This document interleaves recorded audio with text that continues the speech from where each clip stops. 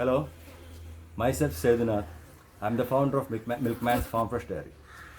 We have been into waste management since 2015, and we are making machines, bigger machines for industrial units and smaller machines for homes under the name COWR. So this is our machine for houses. This is owc70, COWR BIOCADDY owc70. This has a capacity of 70 liters. If you could eat something like 40 to 45 kg dry compost, can hold 40 to 45 kg dry compost, and waste input will be daily 2.5 kg, and it can accommodate, if it is dry compost 45 kg, then the waste will be more than that. Waste accommodation will be more than that. Why? Because when the waste starts decomposing, it will decomposes completely and reduces waste up to 60 to 80%. That means if you put 10 kg of waste, and when it becomes compost, it will be only 2 or 3 kgs. So that is why you can accommodate more waste on a daily basis. On a daily basis, you can take in 2.5 kg up to 2.5 kg organic waste. When I say organic waste, it should be a dry organic waste. The water, you cannot put direct water into it, but of course you can put viscous or liquids also, because if you talk about curries that you make it home, and if it is viscous enough, and it should not be completely liquid, but you can add viscous fluids like the waste curries, some which is curries. You should avoid sambar, rasam, buttermilk, etc. Something like which is very liquid. But you can add thick gravies, no problem. You can add food waste, non-veg, veg, everything. Okay. So I'll talk about this unit first. This is the second model. The first model is owc50, which will be a little more smaller than this.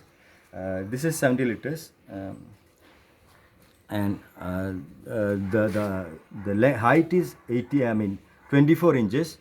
24 inches, and this is completely a mechanical device, wherein you don't it is not an automatic thing. The only electronic device that we find in it is this fan. It's a 12-volt fan, which is a DC fan, which supplies air into it. That is all. Okay, this is the filter. If at all a foul odor arises, this filter will filter it. It's a carbon filter. Okay, you can put activated carbon or compost into dry compost. Both will serve the purpose.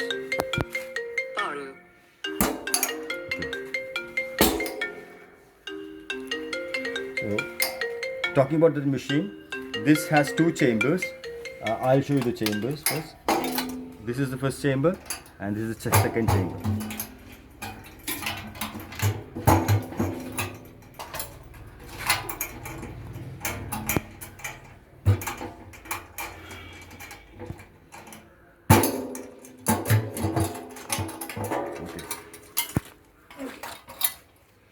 So these are the 2 chambers, and it is separated in the middle. So how to go about it? You can start filling up the first chamber first, and once this first chamber gets full, you can move to the second chamber. Okay, by the time the second chamber is full, the first will be processed. The processing time is estimated to be 21 days, but my experience says that it happens before that also. Okay, so how to fill in the material? You have to start putting organic waste. Organic waste will have nitrogen, lot of nitrogen in it, and for decomposition we require nitrogen plus carbon dioxide plus moisture. Not carbon dioxide, it's carbon plus moisture. So where you will get carbon? Carbon is all those brown materials that you find outside. So for example, dried leaves, sawdust, coir pith, all those things are carbon materials, which we call rebulking agent. Okay, so the science goes like, for the CN ratios, carbon to nitrogen ratio will be like, for 1 nitrogen you require 30 carbons. So and I recommend to use sawdust or coir pith, because sawdust and coir pith will have the moisture retention capacity, and also it will regulate the moisture in it. So even if your organic waste has a little more moisture than expected, that will be absorbed by the sawdust or carpet, whereby maintaining the moisture levels. So that is how it is. So you can put either two. There are two ways you can do it. First, maybe you can put a quarter portion of, fill the quarter portion of this one with sawdust, and you can start putting waste into it. And once the waste is put in, you close the lid and you can rotate this. This will give agitation. Agitation is very important because you have to mix the nitrogen and carbon properly, the organic waste and the bulking agent properly, because that will help the process smooth and fast. And there is also one more thing that which we need to do, because when you agitate, you make sure that the agitation is proper. How it is done? It is a thumb rule, right? You can rotate to one direction first, the complete rotation to one direction, and then you can rotate to the other direction, one complete rotation, clockwise and anti-clockwise. That will make sure that the mixture is properly mixed. And there are holes in this. There's a pipe goes through this, and there are holes built into it, because these holes will provide air into it. The air is supplied by the fan outside. So the fan is always kept open, because it won't require much current, because it's a 12-volt fan, and you can leave that fan open for full day or throughout the whole process, because it will make sure that there is no depletion in oxygen. Oxygen is very important. There are two ways by which you can compost. I'll tell you a little bit about the composting process. There are two ways which we can compost. One is the aerobic composting, the other is the anaerobic composting. In the market, there are a lot of pots and buckets with holes, which proclaims to be an aerobic composter. I don't think that that becomes a complete aerobic composter, because even though you have holes in the buckets or the pots that you get, there will be holes put on the bottom or on the top or everywhere on the bucket, which is actually put to take in oxygen into the waste, the pile. But actually what happens is that's a static pile composting. You sandwich the waste. You put carbon first, and then you put waste, then you mix inoculum, then again that sandwich model continues to the top.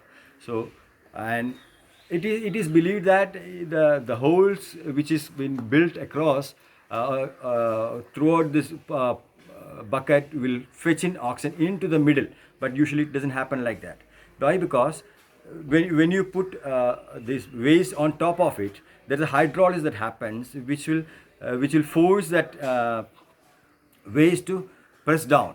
When that weight is pressed down, there's water inside the waste, which will be flowing out, which is called leachate. The leachate comes out and blocks all those porous things, and there will not be any porous surface on this pile to take in oxygen. There will be thin filament of water which will be covering throughout this pile. So with the oxygen which is present outside cannot penetrate into the through that filament and reach to the middle. When there is no oxygen in the middle, it becomes an anaerobic compost. Anaerobic compost is nothing but a composting process which happens in the absence of oxygen. And when it becomes anaerobic, what happens is that the outcome will be, the gases produced will be methane, ammonia, various organic solids, compounds, and that will produce foul odor. Methane and H2S are very smelly, and methane is what I believe is that it is the heaviest gases available. So it will not go up easily, and it will remain on the surface for quite some time, and it spreads horizontally, which can be a little more difficult for the people because it gives very pungent foul smell and a little headache also. So how to overcome that? You have to constantly agitate it, which is going to be a tedious process, because agitating a waste pile is a little difficult thing. And when you start agitating, all those gases trapped inside will flow out and causes difficulty, itching, sore eyes, and all those things to that person who does that. So you should be very careful. when the pile is very small, it's okay. But when it becomes bigger and bigger, the gases, the foul smell will be higher. So to overcome that, we need to make it aerobic. To how to make it aerobic? It is simple by you have to make sure that oxygen passes through the pile. The pile should be porous enough. And how to make it porous? You have to make that agitation regularly. So to make the agitation regularly, you need to have something like this. Okay. So I'll come back to the model once again. So this is an aerobic model wherein I have oxygen supply inside, and I have this agitation pin, because I can rotate this digester 360 degree, both clockwise and anti-clockwise. And okay, this so I told you exactly how. Once again, I'll tell you. You can put you can fill the quarter portion with sawdust, and then you can start adding organic waste, and you can every time you put an organic waste, you have to agitate it by rotating the digester. And moreover, you have to add these two things. This is the bacteria which I use, culture which I use. This is called compost culture. This will help in composting. And there is one more culture I use. This is the ODC or odour culture, which will reduce the foul smell. These are the two things which I use. I use a spoon. The spoon which I use here is this. Every time I put waste, I use this much. This is more than enough for a for 1 kg of waste. This is more than enough. Okay, the same portion goes to ODC also. So this is how I put all these things, and then I mix it. That's it. So you can start filling up this every time you put you put sawdust. Either you put sawdust initially, or you can add sawdust along with the waste also. The thumb rule is that for every 4 part of wet waste, I put one part dry waste. For example, that's a thumb rule, because care should be taken that whenever you put waste, you have to make sure that the moisture level is 40%, approximately 40%, because it should not be dripping wet. So for a easy understanding, I can say you have a bucket full of waste, and you put the waste into it, and you can put either a bucket full of sawdust or carpet, or at least a half bucket of sawdust. It depends according to the moisture inside the waste. Sometimes the organic waste have lot more oxygen expected. Then in that case, you can add a little more of sawdust. For example, if you are going to use food waste from the kitchen, food waste will have leftover curries. You have to avoid sambar, rasam, buttermilk, all those liquid things. You can put sambars, or you can sieve away the water to the drain, and you can use all other solid parts into it. Rasam, of course, it is completely water, so you have to avoid it. Buttermilk also. Buttermilk, you can use a little bit of buttermilk in it, but not as a whole. You cannot put direct water into it. Other than that, everything goes in. You can put non-veg, veg, everything. Okay, that is how it is.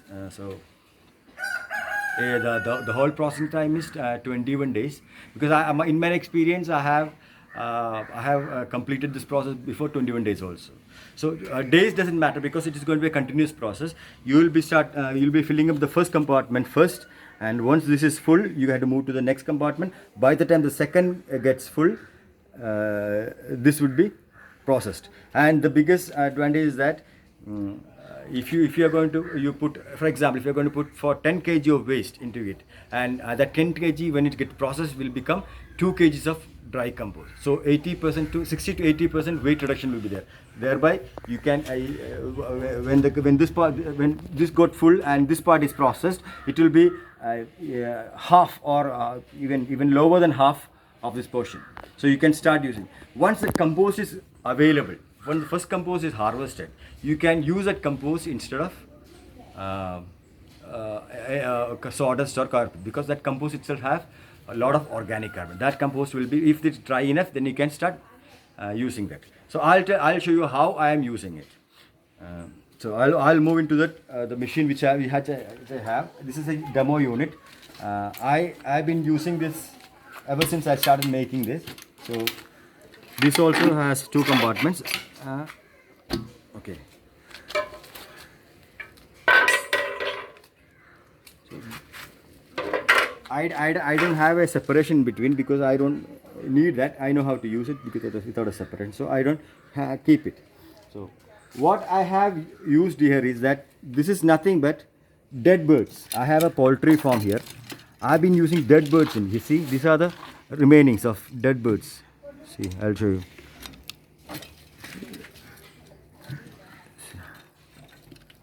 See, these are the remainings of dead birds. I use, look at this. This is the bird which I have put in.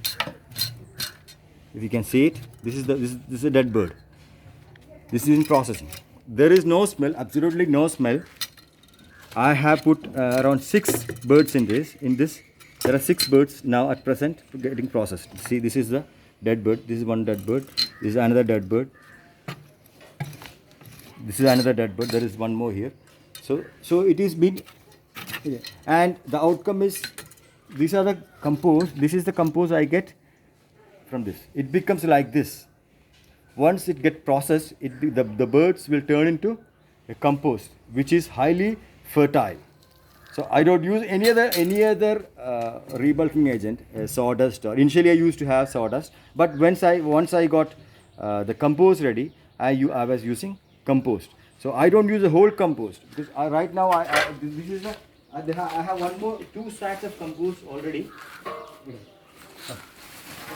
See, this is the finished compost. I don't require this much compost inside the machine, so I removed some of it, and this is how the compost look like. This is completely chicken turned into compost. You can find bones in it. See, these are bones. See, bones. The bones will take some time, because these are very hard substances. If you have a shredder and if you shred the bones, it will process easily. But since I don't have a shredder, I don't use a shredder. I don't shred the thing. The bones will be like this. It will not cause any harm to us. It will just become soil. It will just become soil in the due course. I don't have a rush to make it soil. So I just kept it like that. If you want the bones also to get crushed, you can use a shredder. You can crush it, and it will become a great bone meal also. The bones will be pure perfect bone meal, and it will be good also. If you don't want to crush it, just leave it like that. It will not do any harm. So this is the working model. This is the fan which I have been telling. See, the fan is running. The fan supplies oxygen through these holes inside. Okay, and that is all. The whole usage is easy. You put waste in it, and then you cover it up with bulking agent, which will be sawdust, cowrbiocaddy, or the finished compost. And you have to add a spoon of ODC and compost culture into it. That's it. Close it. Occasionally tilt it, rotate it. That's all, and leave it like that. These are my machines. And there is one more thing I forgot. This is the filter which I did. The filter is kept because if there is any powder that is emitting, it will be filtered. Actually, that is the purpose.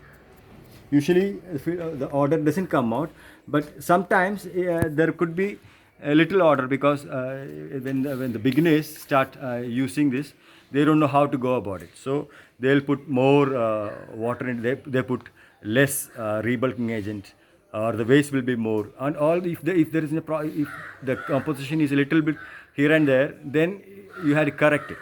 When there is too much moisture in it, you'll start seeing maggots. But maggots is no problem. The maggots will remain inside. It will not come out. But in my pile, there is no maggots because you have seen that there are a lot of dead birds and still you couldn't find any maggots. It is because I have maintained this pile with perfect moisture. The moisture level is perfect here. Maximum 40%. It will not go more than that. That is more than enough for it to decompose. That is the reason I don't have a maggot. But there are people who have told me that there are a lot of maggots inside. Initially, because when a child starts to walk, it will fall. That is the initial thing. Because once you start using this and know how to use it, then everything will be fine. You only signs in this is that you have to reduce the moisture level so that the maggots cannot grow in it. That's all. And how does maggots happen? Maggots is nothing but when the waste accumulated, the flies will come and lay eggs on it. That eggs becomes maggots, and maggots will turn into flies again, and they leave. So if there is a waste generated, flies will come from anywhere. You cannot stop them. It is very difficult. Even if you cover that, also they will somehow come and lay their eggs on it and they'll leave. So once that get into that environment where the eggs hatches and becomes larva, and the larva feeds on this waste and they hibernate, and then once the thing is after hibernation, it becomes flies and they escape. So if you have less moisture in the waste, these flies will never come, and if there is larva, it will not hatch. It will not. No problems. I had designed this machine in such a way that even there are larvae inside it, it will not come out. It is been perfectly sealed from everywhere so that there is no loose points wherein the larva could come out. I have there is a block here. I have kept a net in here. I kept a net in here so that throughout anywhere, these larvae cannot come out. And this lids are solidly tight, airtight, so that it is kept perfectly fit. So always care should be taken that it should be kept in a upright position. So how to take that waste out? Once the composting is done, how do you take that waste out? You can open the lid and keep it like this, and you can put something underneath, a sack or something, and simply turn it down, and it will flow just like that. It will drop down. That is it. So putting and taking out is very easy. So these are the things.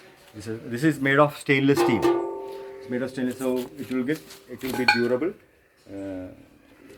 Care should be taken that since we have an electronic device as a fan, it is recommended that you keep it in a shade so that water doesn't fall into it. And there is also a pocket for this filter wherein it will be filled with activated charcoal. This is the activated carbon. This will be filled into it. This will be full with this, and once this is full, you can close this and leave it. And there is no, you don't need to touch it anymore. It will be staying like that. So these are the things. Hope I was clear enough. If you have any doubts or anything which you need to know more, please call me. My number is 9947574738, or you can write down one more number also. That it is 9744443929. My name is Sedunath and I represent Milkman's Farm Fresh Dairy, and our brand name is COWR. Thank you.